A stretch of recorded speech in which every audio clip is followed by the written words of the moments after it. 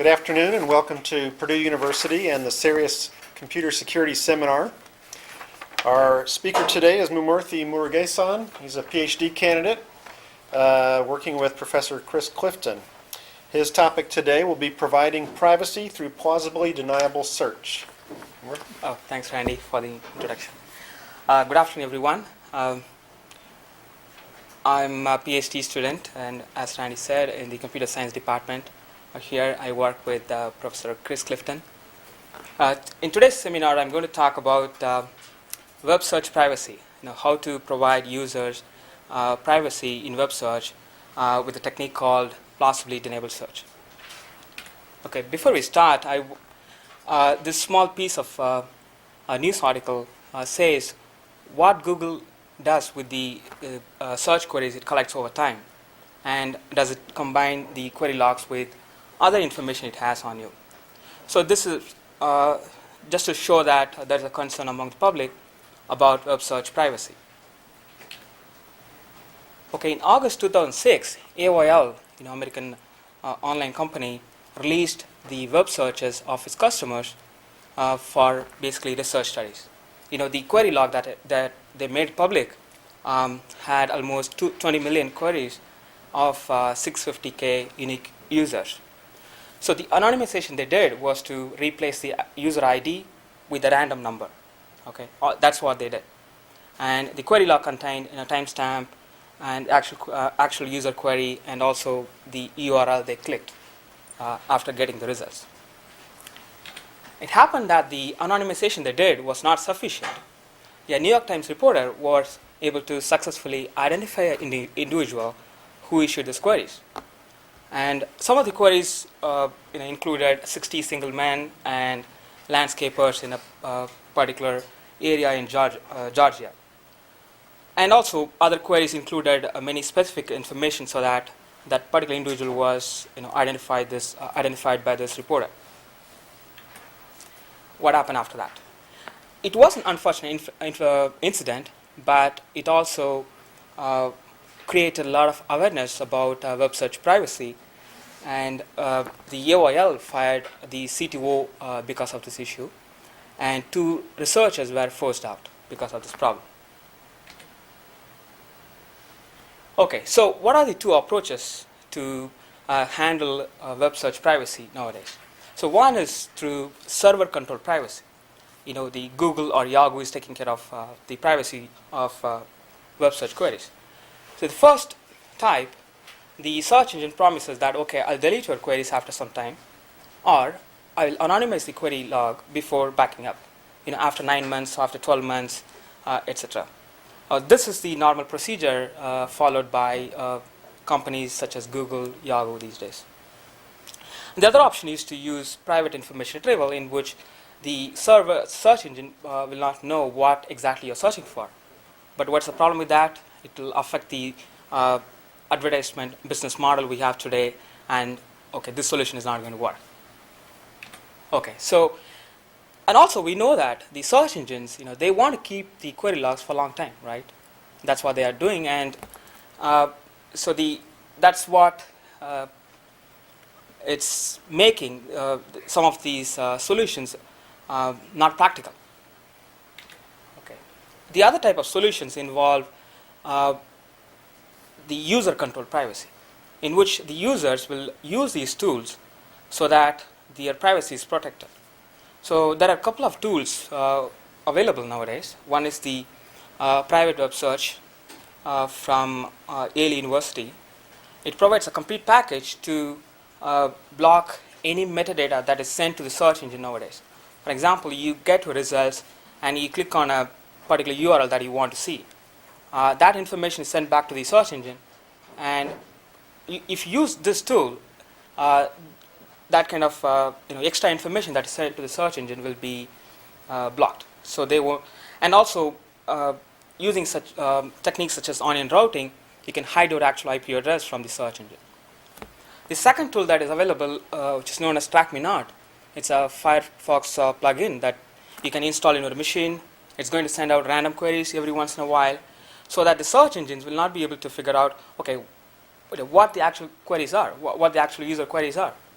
The idea used here is to use news headlines using RSS feeds and other famous queries. Kobe Bryant is a common query. Some of these search queries will be used as seed queries to construct other queries also. So the idea is that the search engine will not know what the actual user queries are. That's what they want to prevent here. So what is the problem here?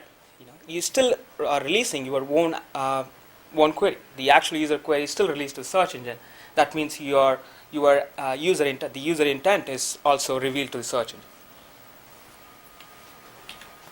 Okay, so what are the lessons learned here?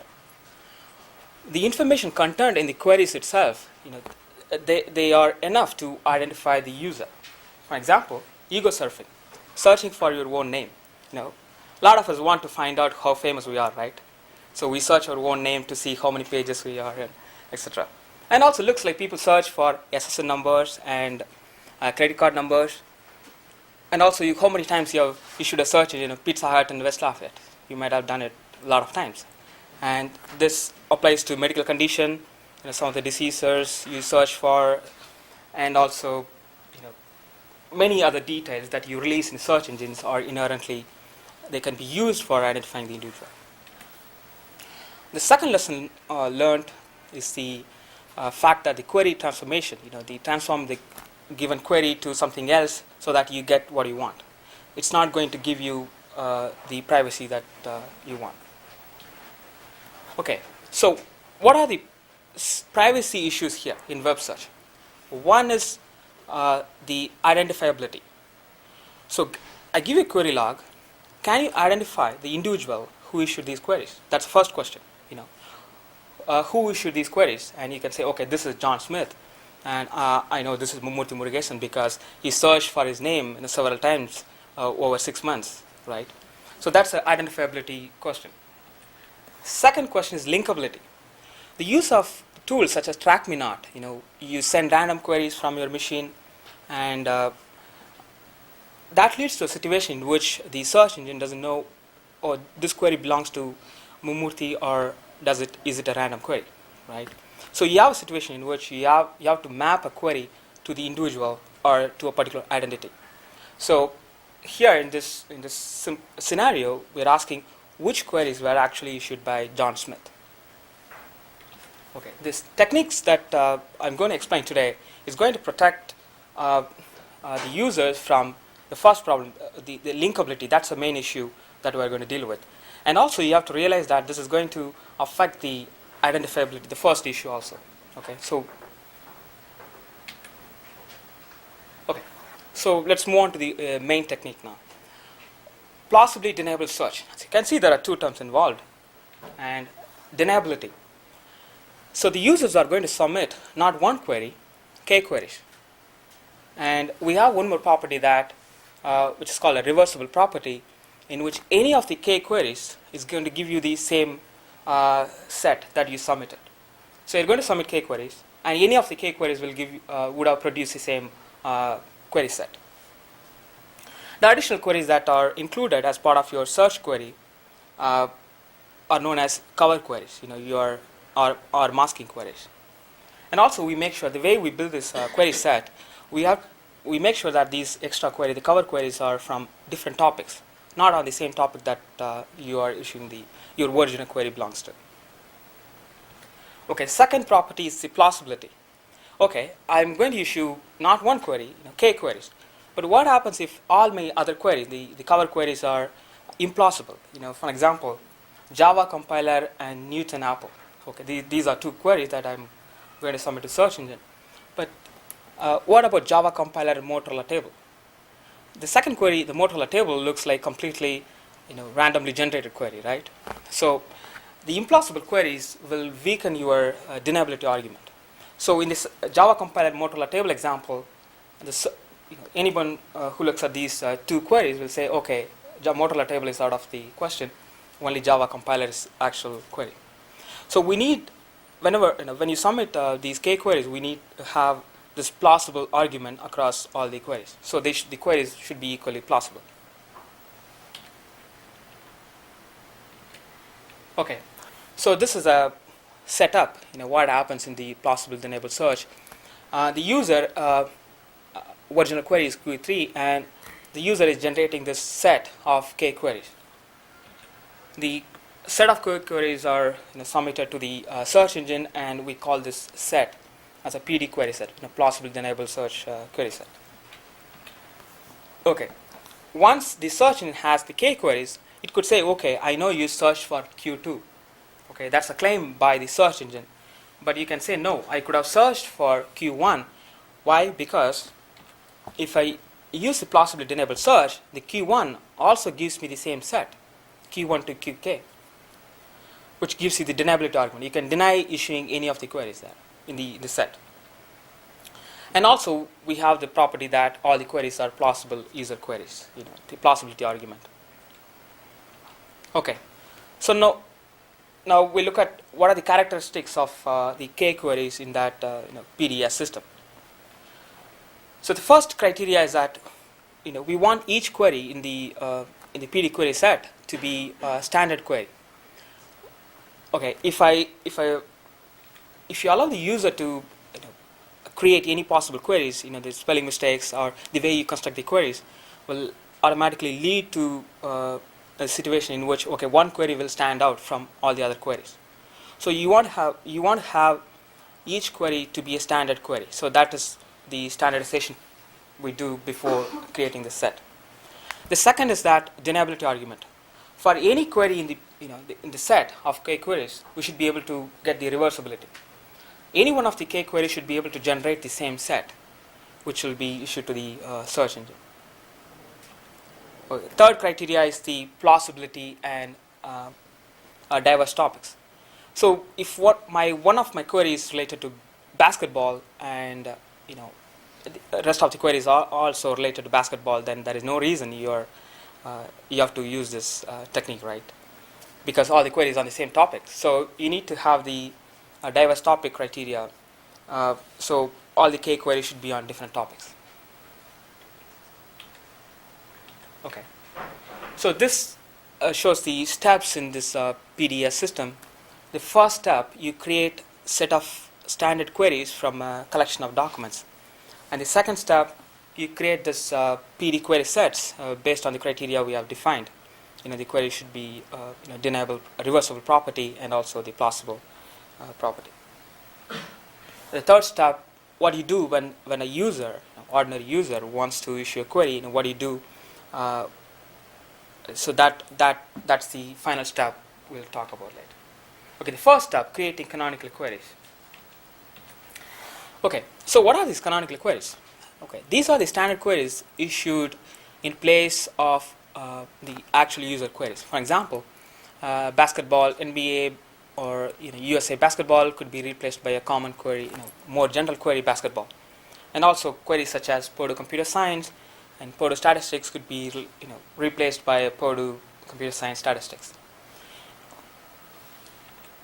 So the canonical queries serve two purposes. One is that they do not reveal the actual query. They provide one level of anonymization.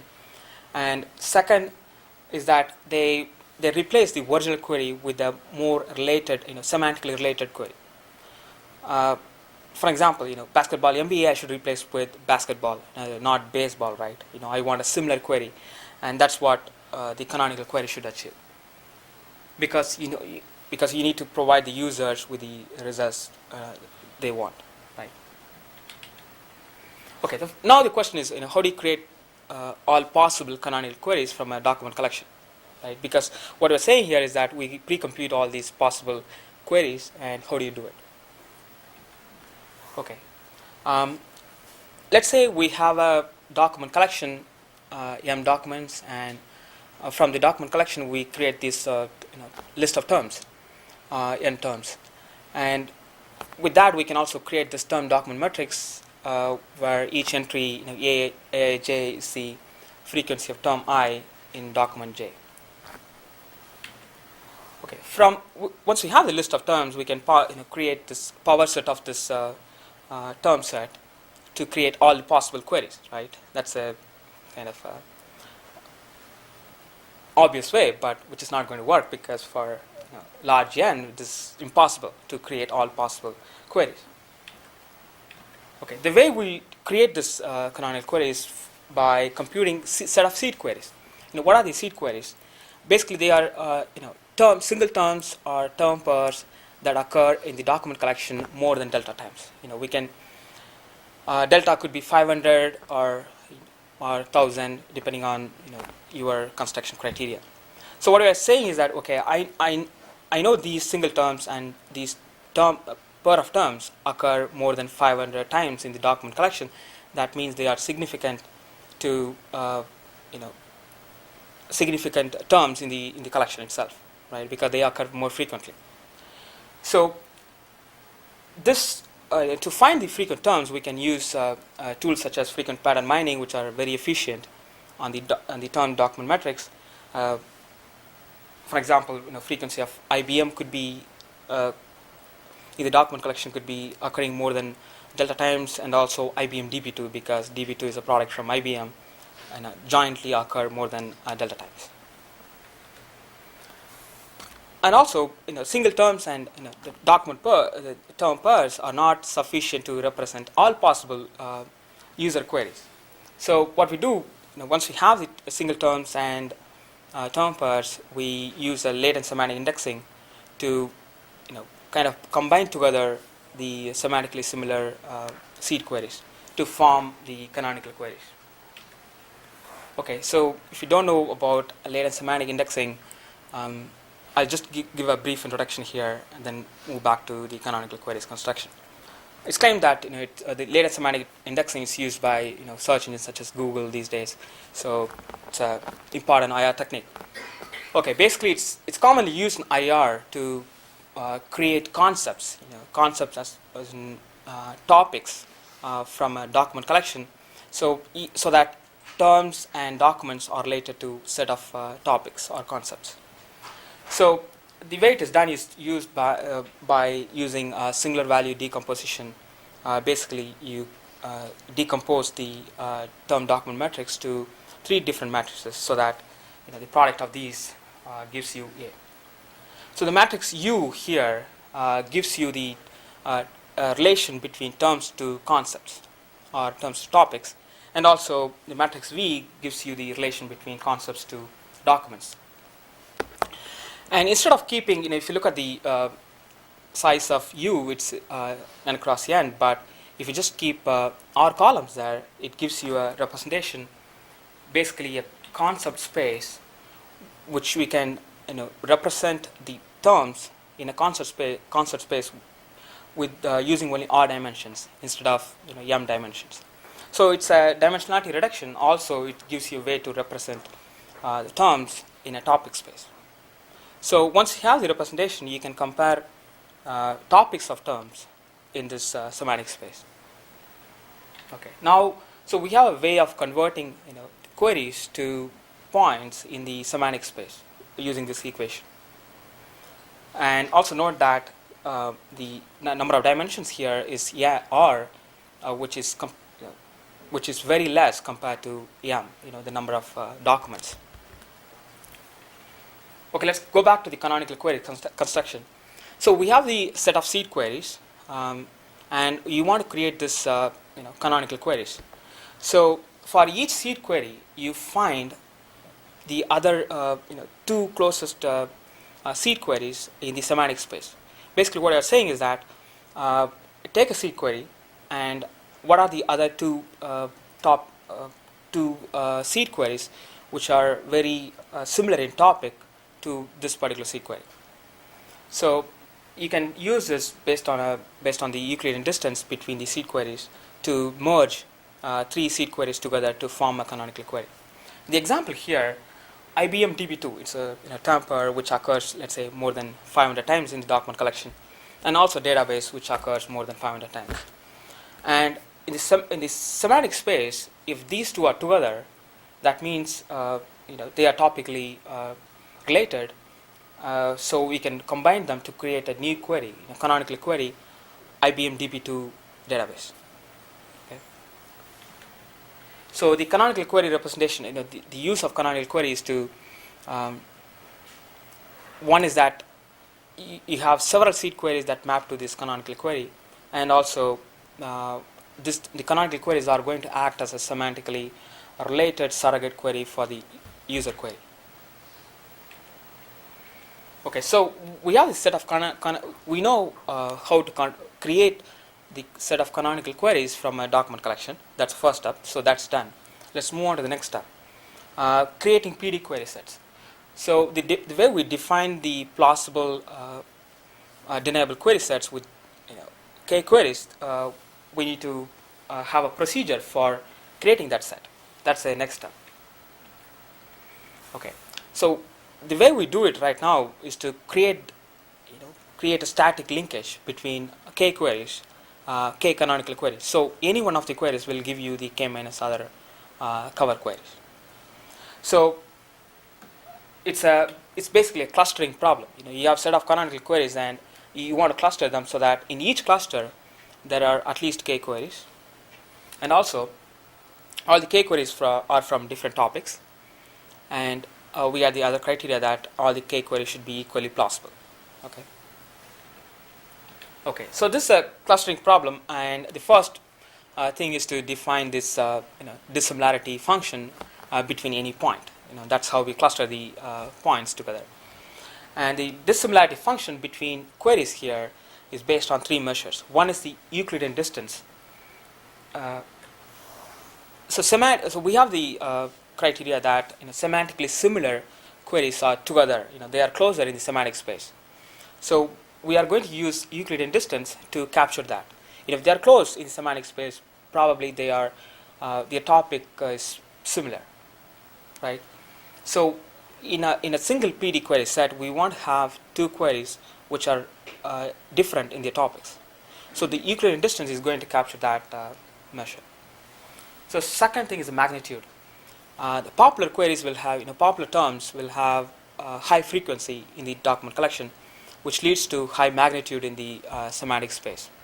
So we are going to use the magnitude for comparing the popularity of queries. The third criteria, we use the neighborhood count. So this is the important one. So we said we want to put equally plausible queries together, right? So how do you measure plausibility in for a query? So here we employ, so we take a query log, a large query log, which consists of all the actual users' queries collected over a period of time. And for each canonical query, we create a hypercube around that semantic the point of in the semantic space, and we compute how many user queries are around or in the neighborhood of this canonical query. So, for example, if you have a document collection with basketball, and I have a query Los Angeles Lakers, and if the semantic space is going to put the Los Angeles Lakers among basketball, that means Los Angeles Lakers is a famous query. It's more plausible query because there are many queries around the space of Los Angeles Lakers. Okay, that's the idea. So we want to use the existing query log to give an indication of whether a canonical query is going to be more plausible or not. Okay, that's a neighborhood count.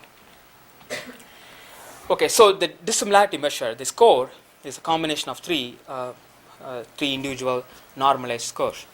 So again, the D1 captures the Euclidean distance. If two queries are if two canonical queries are apart, that means the topic is different.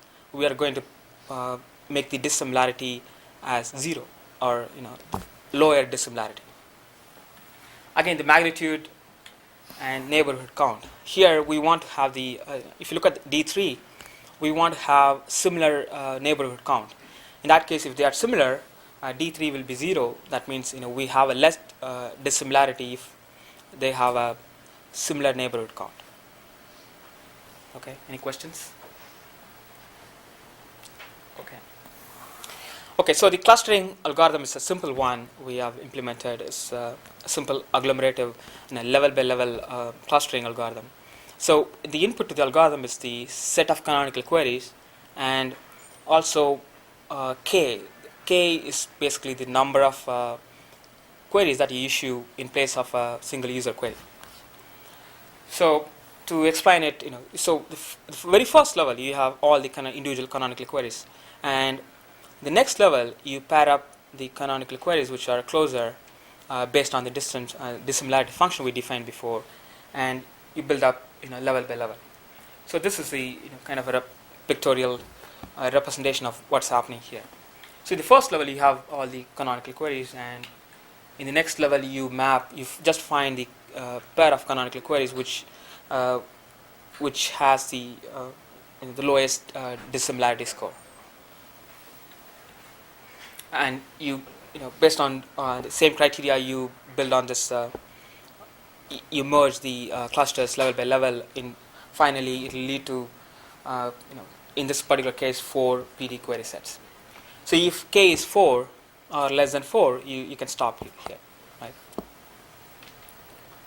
Okay. So we know now how to construct a set of canonical queries, and also creating this PD query set for to be issued to the search engine. So next question is, as a user, I want to issue a query. Now, in this system, what happens? So this is the third step. Sorry. Okay. So we know a way to convert the user query vector to the semantic space or the topic space.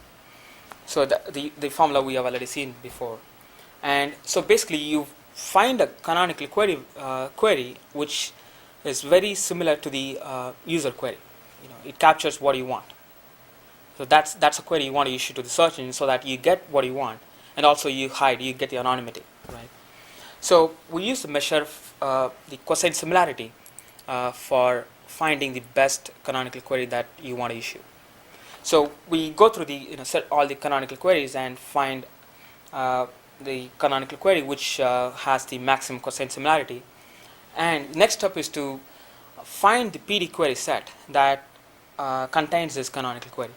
So you want to issue that set of k queries instead of your original user query. So that's the step. Okay. Again, to illustrate what's happening here, the first step. So user creates user wants to issue a query q, and the q is submitted to the PDS system, and you get set of k queries back.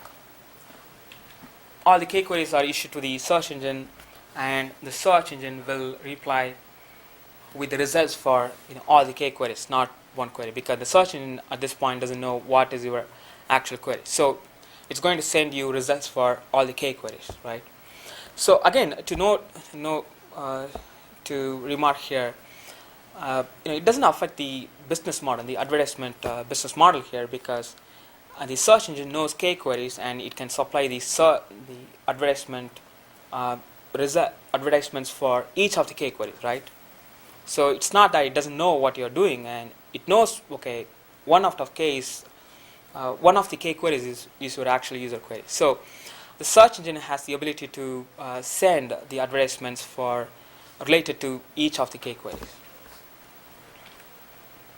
And the user, based on q, the small q, the user has the ability to filter out the results relevant to the original query q.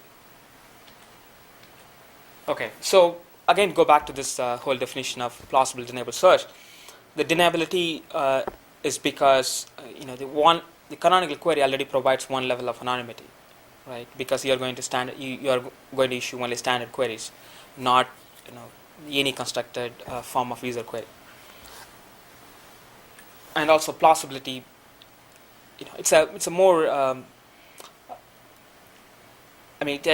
there has to be some kind of human study to see what queries are plausible, but the way we are doing it, based on the fact that a particular query is semantically related to many queries already issued by users from the query log. So the plausibility is also captured here. Okay, so the now question is, so you don't allow the users to form any query, right? Because we are going to issue only standard queries. How good are the canonical queries? Do they fetch what the users want? So that's the most important question now. So I'm going to report experimental results from a document collection. Basically, the document collection is a set of web pages taken from DMOZ categorized web documents. Basically, this collection has category assigned by human editors for each web page. So here we took only around 300k documents, and it created about more than 1 million unique terms. And the documents belong to one of three topics: computer or science or sports. Okay, so and the computers had almost 115k documents, and it's kind of similar across all these three topics. And also, after performing the SVD, for the canonical the semantic space, we kept only 30 dimensions. Okay, so the first step is to create the set of canonical queries, and it created this procedure created 2.6 million seed queries when the frequency threshold was set to 500, and it created almost 1 million canonical queries, where the length of the queries are listed in the table. Also, you should note that the average canonical query length is 3.7, which is almost 4, right? So you can see there are a lot of queries with 3 or 4 terms when compared to 6 terms or 2 terms. Okay, the first question is how many unique documents. So you have the whole documents with 300k documents, right? And how many documents the canonical queries can reach? When you issue the canonical query as a query, do they reach all the documents in the collection? That's the first question. So if you use the TF-IDF based simple retrieval scheme, you see that in the x-axis we plot the number of documents retrieved for each canonical query. So in the x-axis, so we compare the performance between 100 documents retrieved, 200 documents retrieved, and 500 documents retrieved. So if you retrieve 500 documents per canonical query, you can reach almost more than 99.4% of the documents in the collection. Okay, the next question is, okay, some documents are not at all reachable, even if you retrieve 500 documents per canonical query. And why it is that? If you look at the unreachable documents and their length, basically number of terms in that documents, it's low compared to the general collection. So the average document length, number of terms, in the whole collection is 360, but the average document length of unreachable documents, the documents which are not reachable by canonical queries, is just 35. So that explains why some of the documents are not at all reachable, because they don't have many terms to even be a significant document. Okay, second question. So the other aspect is the retrieval performance. So here, instead of submitting your original user query, you are going to submit something else, right? And does it fetch? What happens to the relevant pages that you get? Here in the x-axis we show. Okay, so using the original query, we retrieve 20 documents. 20 documents. We treat them as the relevant documents. Okay. Then using the canonical query, we retrieve 100, 200, 300, 400, and 500 documents, and find how many documents overlap in the top 20. Okay. So if you look at it, if you retrieve the very first column, where it indicates the x-axis, where it indicates 0, for 100, when you retrieve 100 documents, almost 15% of the queries don't have any match, 0 match in the top 20. But it decreases, 0 match decreases as you increase, you get more documents, you retrieve more documents for each canonical query. And if you look at the last column, or to the right, the end of the x-axis where it indicates 20, for 500, it retrieves almost 15%. It retrieves 20 of the top documents, which is very similar to what you get from your original user query. So you can see if you retrieve more documents, you can get. It's very similar to what you get from using your original user query. Okay, the second aspect of this is the topic diversity. So we said when you construct this PD query set, we said the query should be from different topics, right? So here we have three categories of web pages. One is computer science and sports, right? So we measured what is the topic diversity in a PD query set constructed based by the algorithm, right? So in the x-axis we show the topic diversity based, it's a kind of a normalized measure we get from the DMOZ categories. So as it shows, around 85% of the PD query sets that are coming out of this algorithm have more than 50% of topic diversity. That explains different queries from different topics are put together in a single PD query set based on by the clustering algorithm. Okay, so I'm going to almost finish up now. Okay, so the PDA system, the summation of more than k queries can be used along with other tools we already saw, private web search, or even onion routing, so that you don't release your IP address to the search engine, etc. It can be used with those tools also. And the future work, for example, so we are saying we want to build all possible queries through these canonical queries generating algorithm. But how to do it efficiently? Currently for a collection of 300k documents, we have almost 1 million canonical queries, right? But for web search, it's a huge collection. It might increase the set of possible canonical queries to too large to maintain. So how do you generate all possible canonical queries efficiently? That's one aspect of this future work. And also improving retrieval performance. So you're going to replace your original query with a different query. Then how do you make sure that the transformed query will bring you what the original query will bring you? So you want to have a maximum overlap in that. So that's another aspect of this canonical query problem. The other thing is a sequential query. So the web search is also, the query log usually contains several sequentially edited queries. You search for something, then you edit it, right? You refine your query as you go along. So in that case, what happens? How the PDA system should work. It's again something for the future work.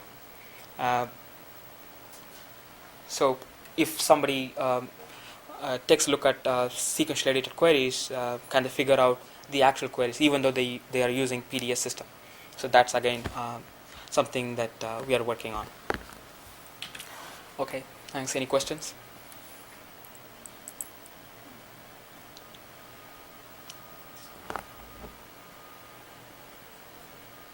Okay, then thank you.